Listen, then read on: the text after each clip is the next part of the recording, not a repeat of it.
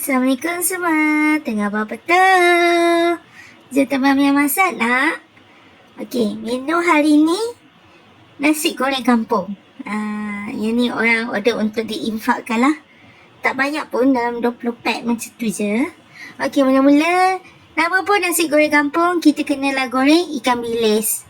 Ya, ikan bilis ni kena rangup guys. Kalau tak rangup, dia bukan nasi goreng kampung. Dia sangat tak sedap kalau dilihat. Lemau. Okey, dia kena garing betul-betul. Mia pakai api kecil supaya dia betul-betul garing. Okey.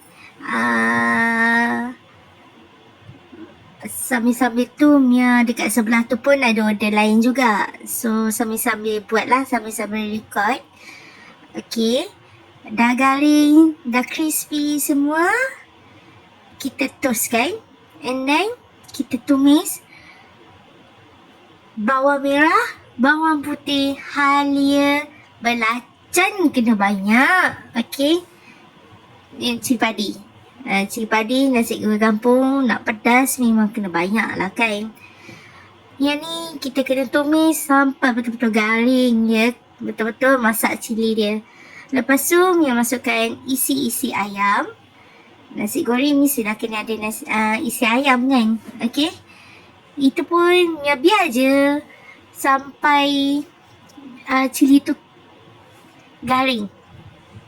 Lepas tu Mia masukkan telur. Telur Mia pakai dah 15 telur. Okey. Mia letak garam, gula, serbuk perasa, sos tiram sikit, sos ikan sikit. Masya Allah korang. Masya Allah, bahu Mia tengah sakit. Hari ni bahu Mia tengah sakit. Lepas tu nak hancurkan sebutir-sebutir nasi tu supaya dia hancur berderai cantik kan. Dengan telur sebati dengan perencah yang kita dah tumis tu.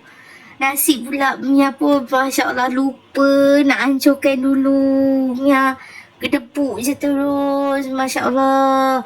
Nak pakai tangan panas. Lepas tu dah agak-agak okey tu, masukkanlah dengan kangkung. Biarlah kangkung tu layu sekali dengan nasi yang sebutir-sebutir, segumpal-segumpal tu. Masya Allah, lenguh gila tangan. Mestilah waktu ni Mia mistik. Kenapalah Mia tak deraikan dulu kan, hancurkan satu-satu nasi tu. Mia masukkan ke debuk. Lepas tu ambil kau. Dah bercinta nak bergaul-gaul. Lepas tu kita masukkan ikan bilis. Ambil separuh yang kita goreng, separuh lagi kita letak kat atas. Lepas tu Mia rasa sedap. Sangat sedap. Mia kau kata sedap tu maknanya sedap lah. Okey, ni kejadian dia. Penuh kangkung, tak kedekut kangkung, tak kedekut bahannya. Okey. Lepas tu kita susun. Mia memang pakai satu mangkuk nasi tu lah.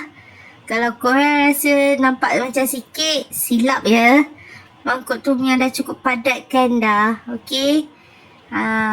Nampak? Mia tekan-tekan dia. Mia bukannya bagi ciput-ciput. Okey, Mia bagi banyak. Standardnya satu orang makan. Nampak? Ada kangkung, ada ayam. Lepas tu